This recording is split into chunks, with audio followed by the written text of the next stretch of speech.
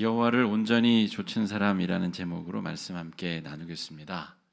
오늘 말씀의 배경은 이스라엘 백성들이 요단강을 건너 여리고성, 아이성을 다 점령하고 이제 본진 가나안 땅을 분배해야 되는 그런 상황입니다. 우리 주보에 보시면 뒤쪽에 설교 내용이 요약된 부분이 있는데요.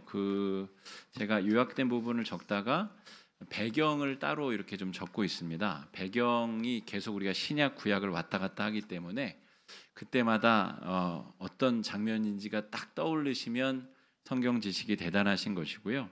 그래서 본문의 배경 설교 들으시면서도 읽어보시고 참조하시면 좋을 것 같고요. 그다음에 말씀의 요약 내용들, 또 이따 목장 모임 때도 이 내용 잘 참조해 주셔서 나눠주시면 좋을 것 같습니다. 오늘 본문의 배경 상황은 그런 것입니다. 젖과 꿀이 흐르는 가나안 땅에 드디어 이제 입성을 했습니다.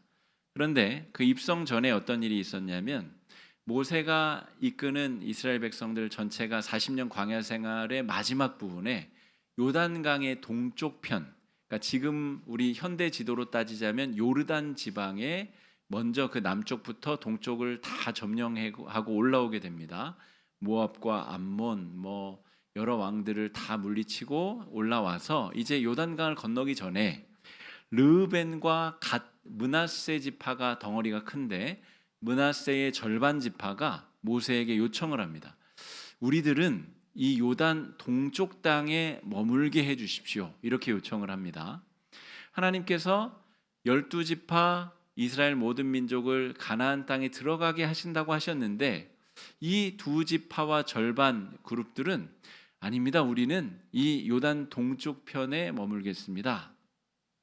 그 요르단의 페트라라는 곳에 관광지에 가보신 분들은 알겠지만 이 요르단 땅이 그렇게 살기 쾌적한 땅이 아닙니다. 황량하고 또 광야가 대부분인 그런 땅이기 때문에 사실은 살기 좋은 땅은 아니죠. 그런데 저 요단강을 건너서 가나안 땅에 살고 있는 사람들, 그곳에서 전쟁을 해서 땅을 뺏고 그 땅에 정착하느니 차라리 지금 완전히 정복한 이 땅, 비록 조금 황량한 땅이지만 이 넓은 땅에서 우리 지파는 여기 있는 게 더 낫겠다라고 생각을 한 것이죠. 르우벤이 그의 아버지 야곱의 첩과 함께 잠자리를 해서 저주를 받잖아요. 그런 것처럼 이 르우벤이라고 하는 장자, 그에 속한 이 지파는 약삭빠르게 사리 판단을 해서 나에게 유리한 것이 무엇인가? 하나님의 약속보다 나에게 유리한 것, 편리한 것을 약삭빠르게 먼저 선점하는 사람, 그에 속한 지파, 이런 특징이 있다고도 볼 수가 있겠습니다. 어쨌든 하나님께서 모세를 통하여서 르우벤, 갓, 므낫세 절반 지파가 요단강 동쪽에 머물고 있도록 이제 허락을 해주게 됩니다. 그래서 이제 나머지 지파들이 여호수아의 영도 아래 요단강을 건너서 이제 가나안 땅에 입성을 하게 되죠. 그리고 여리고성, 아이성 다 정복한 이후에 이제 본진 이 가나안 땅을 분배해야 되는데 곤란한 문제가 생깁니다. 이제 언제 어떻게 이 땅을 정복하고 분배할 것인가? 아주 난감한 문제에 빠지게 되죠. 그때에 여호수아가 다 같이 정복 전쟁을 하고 제비 뽑아서 나눠주겠다, 이런 정책을 쓴 게 아니라 너희 중에서 믿음이 있는 지파가 선점해둔 땅을 먼저 치고 올라가서 너희가 그 땅을 정복하고 차지해라. 그러면 그 땅의 기득권을 그 지파에게 주겠다라고 이야기를 하고 있습니다. 그러니까 여기서 하나님이 이스라엘 백성을 40년간 믿음으로 연단하신 그 믿음이 실험대에 오르는 것입니다. 믿음의 훈련을 40년간 했어요.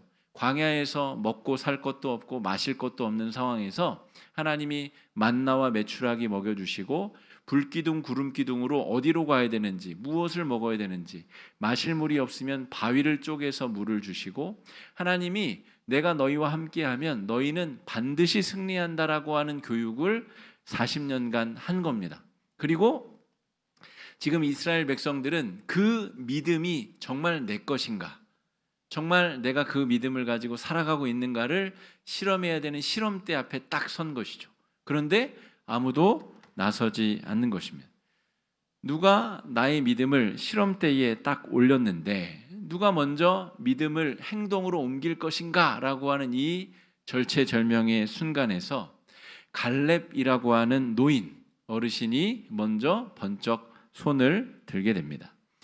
이 순간을 이 갈렙은 45년을 기다려왔습니다. 여러분 45년 전에 어떤 결심한 것, 마음에 품은 것 기억나시는 분 계세요? 기억이 나려면 최소 50대 초반 이상은 넘으셔야 그래도 뭔가 기억의 잔존이 남아있을 것 같은데 여러분 45년 전에 내가 생각하고 품고 결심했던 것 그거 기억하고 남아있는 분 계세요? 이 갈렙은 놀랍게 45년 전에 자기가 보고 자기가 하나님으로부터 약속받고 확증된 그것을 45년간 간직하다가 비로소 그때가 온 것입니다. 그것을 달라 요청할 때가 비로소 와서 여호수아에게 갈렙이 그 땅을 나에게 주십시오. 내가 점 찍어둔 땅이 있습니다. 라고 이야기를 하게 됩니다. 그런데 이 내용을 본격적으로 살피기 전에 이 갈렙과 그의 가문을 좀 우리가 먼저 살필 필요가 있습니다. 성경은 갈렙이 그니스 사람 여분네의 아들이라고 소개하고 있어요. 이 그니스 사람이라고 하는 사람은 야곱의 12아들 중에는 그니스라는 사람이 없습니다. 그러니까 땅 이름이에요.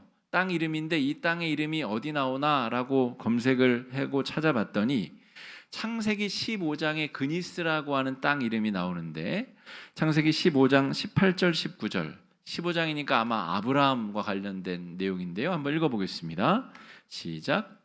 그날에 여호와께서 아브라함과 더불어 언약을 세워 이르시되 내가 이 땅을 애굽 강에서부터 그 큰 강 유브라데까지 내 자손에게 주노니 곧 겐 족속과 그니스 족속과 간문 족속과 여기까지가 19절입니다. 20절에도 계속 더 많은 지파들이 많은 족속들이 나오는데 하나님이 아브라함에게 약속의 땅을 주시면서 애굽에서부터 유브라데까지니까 저 바벨론 근처까지 굉장히 넓은 범위의 땅을 너에게 줄 것인데 그 땅은 이미 살고 있는 갓 족속도 있고 그니스 족속도 있다는 거예요. 겐 족속과 그니스 족속이 있다는 거예요. 그러니까 이 많은 족속 중에서도 앞쪽에 등장하는 굉장히 유력한 집단 그런 민족인 것 같고 본래 하나님의 백성이 아니나 이 사람들이 어떻게 야곱의 가족과 같이 따라서 애굽으로 가서 400년 노예 생활을 하게 됐을까 상상력을 좀 발휘해 보면 야곱과 70인의 가족들이 애굽으로 건너갈 때에 요셉이 총리할 때 그때 내려갈 때 아마 야곱 집의 가솔들 여러 이 가축을 돌보고 함께 일을 하던 그런 사람들이 아닐까 싶습니다. 그 사람 중에 하나가 그니스 족속 사람이었고 이 사람은 야곱의 12아들 지파에 절대 들 수 없는 사람이죠. 혈통적으로 혈맹적으로 그럴 수 없는데 함께 애굽 땅에서 430년의 시간을 보내고 그 그니스 사람 중에 하나가 갈렙이었다는 것입니다. 그리고 이 갈렙이라는 사람의 이름은 개라고 하는 뜻을 가지고 있습니다. 그리고 그의 아버지는 돌아서다라고 하는 뜻을 가지고 있어요. 그러니까 여러분 친구나 아는 사람 중에 개라는 이름을 가진 사람이 있어요? 그리고 아버지, 반역자 이런 뜻을 가진 사람입니다. 그러니까 미국 사람들 성 중에서도 슬레이터라는 성을 가진 사람이 있어요. 그러니까 도살자라는 뜻이죠. 그러니까 백정일을 하던 조상으로부터 성씨를 물려받은 사람들이 있는 거죠. 그러니까 그 후손들은 무슨 죄예요? 도살자라는 성을 가진 사람들.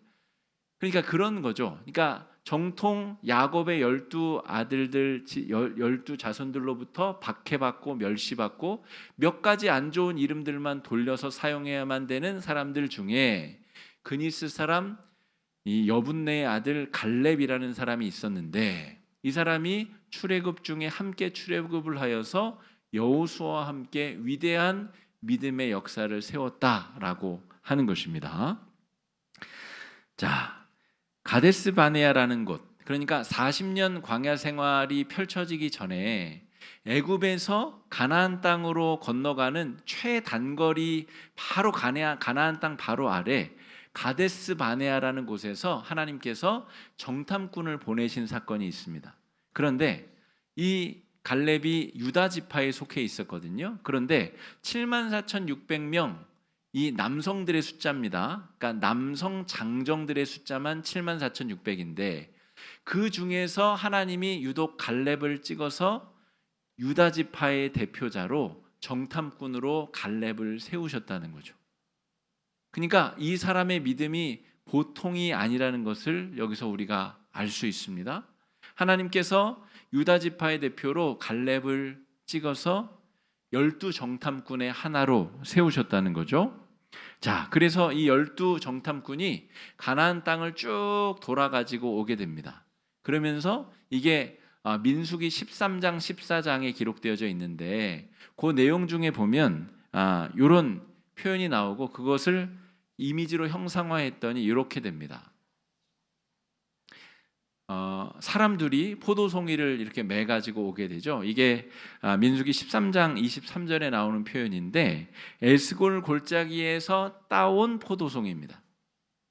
그러니까 요즘에 포도들 많이 드실 텐데 포도송이가 저렇게 크면 둘이서 들쳐맺고 와야 되면 그 포도송이가 얼마나다는 거예요? 그러니까 젖과 꿀이 흐르는 땅이라는 것의 증거를 정탐꾼들이 가져와야 되는데 저걸 에스골 골짜기에서 따가지고 매갖고 왔다는 거예요. 민수기 13장 23절 한번 같이 읽어보겠습니다. 시작. 또 에스골 골짜기에 이르러 거기서 포도송이가 달린 가지를 베어 둘이 막대기 위에 깨어 메고 잘 안 넘어가는데요. 또 석류와 무화과를 따니라. 에스골 골짜기라는 곳에서 포도송이를 따갖고 왔는데 둘이 매가지고 와도 될 정도로 어마어마한 거대 포도송이를 따갖고 왔다는 거죠. 그런데 갈렙이 여호수아에게 달라고 하는 헤브론 산지 그 일대 옆에 에스골 골짜기가 있습니다. 그러니까 이 갈렙은 자기가 45년 전에 정탐하면서 가장 아름답고 가장 살기 좋고 외적으로부터 방어가 용이한 헤브론 산지를 점찍어 두고 있었던 것이죠. 그곳에 그런데 어떤 거인들이 산다는 것도 잘 알고 있습니다. 하지만 그곳이 내가 먼저 쟁취해야 될 가장 좋은 것이라는 것을 알고 여호수아에게 그 땅을 점령할 수 있는 자격을 우리가 먼저 올라가겠으니 점령하면 그 땅을 나에게 주십시오라고 요청하고 있다는 것이죠. 또 한 가지 사진을 준비했는데요. 이런 사진 보신 적 있을지 모르겠습니다. 아마 스모 무슨 이렇게 행사장 같은 데서 정식 스모 선수와 이제 꼬마가 대결하는 모양을 찍어 놓은 건데요. 이 헤브론 산지에 어떤 사람들이 살고 있는가라고 하면 15절에 보면 거기에 기럇 아르바, 그 땅의 이름이 기럇 아르바인데 아르바는 아낙 사람 중에서도 1등급 가장 큰 사람들이 바로 이 아르바 사람들이다라고 하는 거죠. 그리고 정탐꾼들이 가서 헤브론 산지에서 아르바 사람들을 봤는데 자기들이 메뚜기처럼 느껴졌다라고 하는 겁니다. 그리고 그 사람들도 우리를 보기에 메뚜기처럼 보지 않았겠느냐라고 하는 거죠. 민수기 13장 33절에 이 말씀이 있는데요. 한번 같이 읽어보겠습니다. 시작. 거기서 네피림 후손인 아낙 자손의 거인들을 보았나니 우리는 스스로 보기에도 메뚜기 같으니 그들이 보기에도 그와 같았을 것이니라. 자기가 보기에도 그 거인들 앞에 보니 메뚜기 같더라는 거예요. 우리 지난주에 우리 아동부의 남상일 전사님 부임을 했는데 제가 알기로는 우리 교회 최장신이시지 않을까? 191cm라 그래요. 근데 191은 아마 이 아낙 자손들, 이 아르밧 사람들에 비하면 꼬마 같을 겁니다. 왜냐하면 이 다윗과 골리앗과의 전쟁, 골리앗이 이 아낙 자손 중에 하나라고 신학자들이 보는데 그 키가 무려 2m 40, 2m 70, 3m에 육박한다고 보는 학자들도 있어요. 그러니까 키가 3미터, 게다가 기골이 장대한 그런 거인들이 사는 곳, 그리고 아까 말씀드렸듯이 헤브론은 예루살렘보다도 고도가 높은 산지입니다. 이따가 사진을 보여드릴 텐데 높은 산은 방어하기가 좋은 거죠.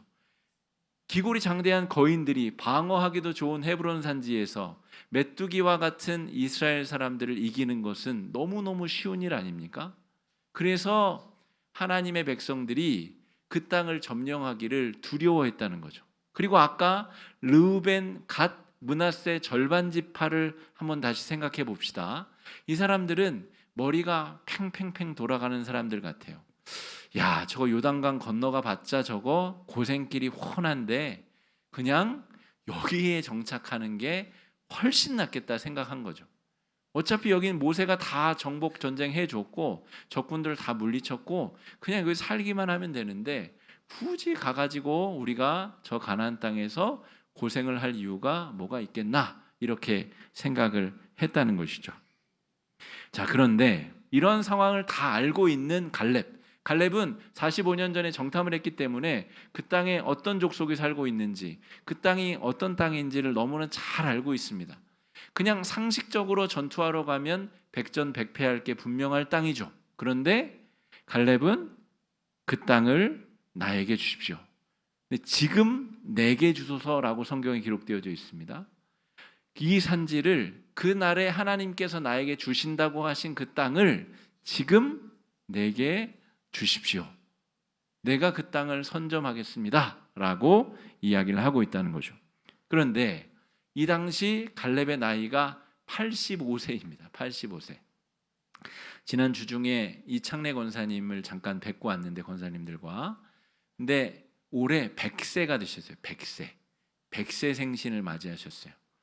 그러니까 100세라고 하는 그 연세도 참 대단한데 85세도 여러분 적은 연세가 아닙니다. 우리 희락부 어르신들 중에도 85세 넘기신 분도 있고 조금 전에 계신 분들도 있는데 그 나이 때 뭔가 새로운 모험과 새로운 도전과 새로운 어떤 일에 뛰어든다는 것이 절대 쉬운 일이 아닙니다. 그런데 갈렙은 지체 없이 45년 전에 하나님이 나에게 주신다고 한 그 땅 지금 당장 나에게 주십시오. 그 땅은 내 것입니다. 우리 자손들, 우리 지파의 땅입니다 라고 이야기를 하고 있다는 것입니다. 자, 헤브론 산지 현대 사진이 이렇게 생겼습니다. 헤브론 산지인데 저기 뭐 황량한데 이렇게 보실 수도 있지만 이 영동 영서 지방처럼 이 산지의 서편은 그 지중해에 따뜻한 공기가 올라오면서 이슬이 맺히고 농사짓기가 아주 좋은 땅입니다. 또한 여기는 계절 와디, 계절천이 있어서 그 계절마다 천이 흐르고 농사를 짓기에 좋은 땅, 산지임에도 농사를 짓기 좋고 방어하기 좋은 땅, 최적의 땅이 헤브론 산지이고 유다 지파는 이 헤브론에서부터 예루살렘 바로 밑까지 또 동으로는 사해 바다와 저 남쪽 그 유대 광야 전까지 그 모든 땅을 유다가 다 차지하게 됩니다. 그리고 유다 안에 베냐민과 다른 지파들이 깃들여 살게 되는 그런 일들이 펼쳐지게 됩니다. 자, 12절 말씀 우리 한번 같이 읽어보겠습니다. 12절입니다. 시작. 그날에 여호와께서 말씀하신 이 산지를 지금 내게 주소서. 당신도 그날에 들으셨거니와 그곳에는 아낙 사람이 있고 그 성읍들은 크고 견고할지라도 여호와께서 나와 함께 하시면 내가 여호와께서 말씀하신 대로 그들을 쫓아내리이다 하니. 갈렙이 여러분 아무렇게나 말하는 것 같은데 이 구절 말하는 걸 한번 잘 살펴보면 아주 놀라운 논리 구조를 가지고 있어요. 여호와께서 그날에 나에게 말씀해 주셨다는 거예요. 45년 전에 하나님이 그 산 나에게 준다고 한 것 당신도 들었지 않습니까? 하나님이 말씀하셨고 당신이 증인이라는 거예요. 그러면서 뭐라고 합니까? 그곳에는 아낙 사람이 있고 성읍들이 크고 무섭다는 것을 내가 잘 알고 있습니다. 그런데 여호와께서 나와 함께 하시면 이라는 전제를 붙여요. 그러니까 책임이 하나님께 있음을 분명히 하고 있는 겁니다. 하나님이 준다고 했고 하나님이 함께 하시면 우리는 패할 수가 없습니다. 굉장히 놀라운 논리 구조를 뛰고 있어요. 그냥 막 하는 말이 아닙니다. 자신감에 넘쳐서 근자감으로 하는 말이 아니라는 거죠. 자, 여호와께서 말씀하신 대로 그들을 쫓아내리이다 하니. 여러분, 여호수아와 갈렙이라는 사람은 어떤 사람들이냐면 이미 30대에 애굽에서 출애굽 10가지 재앙을 두 눈으로 피부로 다 겪어낸 사람입니다. 40살에 출애굽을 했으니까 30대에 그걸 다 본 사람들이에요. 고난의 시기도 보내고 10대 때 보낸 게 아니라 30대에 그 모든 내용을 뼛속 깊이 몸으로 기억할 수 있을 때에 하나님의 10가지 기적을 경험했고 홍해바다를 걸어서 마른 홍해바다를 걸어서 건넌 사람들입니다. 40년 광야 생활을 하면서 하나님이 만나와 메추라기 불기둥과 구름기둥으로 이끄시고 그동안 여기까지 수많은 원수들을 물리쳐 주심을 몸으로 뼛속 깊이 새긴 사람이라는 거죠. 군대를 가기 전에 운전면허를 제가 땄는데 군대 가면 운전할 일이 없잖아요. 운전병이 아닌 이상. 근데 휴가 나오면 운전을 해요. 어떻게 그럴 수 있죠? 몸이 기억을 하는 겁니다. 그러니까 운전면허 시험지를 달달 외운다고 해서 그렇게 할 수 있는 것이 아니라 운전이 몸에 익어야 되는데 이 갈렙이라는 사람은 뼛속 깊이 하나님이 나와 함께 하시고 우리와 함께 하시면 어떤 일이 벌어지는지를 너무너무 잘 알고 뼛속 깊이 새긴 사람이라는 거죠. 그러니까 저 헤브론 산지에 있는 아낙 자손 아르밧 사람들이라 할지라도 아무것도 아니라고 생각하는 겁니다. 하나님께서 동행하시면, 하나님께서 역사하시면 그곳을 우리가 차지할 수 있겠다라고 믿고 있다는 거죠. 자, 갈렙이라는 사람의 이름을 우리가 아까 살폈습니다. 오늘 여러 가지 내용을 다루었기 때문에 오늘 말씀을 잠깐 요약하자면 갈렙은 게라는 이름을 가진 사람이었어요. 그러니까 이스라엘 백성들이 노예 생활을 했는데 그 노예들로부터 무시를 당하고 모멸을 받았었던 집안 사람이고 그러한 출신 사람이라는 거죠. 그런데 오히려 이것이 갈렙의 믿음을 더 튼튼하고 강력하게 만드는 역할을 했다는 것입니다. 나는 어차피 잃을 것도 없고 나는 어차피 돌아갈 곳도 없고 나는 어차피 내가 내세울 만한 다른 믿고 의지할 만한 다른 것들이 없는 사람이라는 거예요. 하나님께서 나의 구원자가 되시지 않으면 나는 어차피 아무것도 아닌 존재라는 것입니다. 내가 연약한 존재라는 것이 오히려 이 갈렙에게 엄청난 믿음의 자원이 됐다는 거죠. 저는 신학교에 대학교를 신학대학교로 갔기 때문에 딱 대학교에 들어갔더니 정말 성골, 진골 자녀들이 다 모여 있더라고요. 순교자 목사님의 증손자인 사람도 있고 아버지, 할아버지가 다 목사님이신 분도 있고 어떤 사람은 교계를 쥐락펴라하는 장로님의 자제도 있고 어떤 사람은 서울대 가려다가 여기 온 그런 머리 좋은 사람도 있고 성골, 진골 수많은 믿음의 용장들이 다 모여 있는데 저는 그 당시에 아버지도 일찍 돌아가시고 어머니는 작은 교회 집사님에 불과하셨기 때문에 저는 그다지 뭘 내세울 만한 뭐가 없어서 굉장히 신앙적으로 위축되는 경험을 아주 잠깐 했습니다만 그게 별거 아니라는 사실을 금방 깨닫게 되었습니다. 여러분 조상 중에 믿음의 대가가 없어도 별로 낙담하실 필요가 없어요. 엘리 제사장의 두 아들이 얼마나 나쁜 짓들을 많이 했는지 아십니까? 사무엘의 두 아들들이 사무엘처럼 살지 못해서 백성들이 왕을 세워달라고 그랬습니다. 그러니까 다 신앙은 자기 하기 나름이고 갈렙이 아주 중요한 그 모습을 우리에게 보여주고 있다는 거죠. 어차피 자신은 하나님 아니면 기댈 곳도 없고 하나님 아니면 승부를 볼 곳이 없다는 사람, 그게 바로 갈렙이라는 것이죠. 나의 믿음은 예나 지금이나 변함이 없다라는 신앙이 갈렙의 신앙입니다. 45년 전 여러분이 가졌었던 신념, 그것을 지금까지 유지하고 계신 분 여러분 계세요? 그러기가 쉽지 않습니다. 정치인들이 예전에 했었던 말, 자기가 했던 말 뒤집는 것 너무나 쉽게 보이죠. 학자들도 자기가 젊었을 때 피가 끓을 때 연구했었던 내용 나이가 많이 들면 바꿉니다. 우리 기독교 안에도 그런 학자들이 굉장히 많습니다.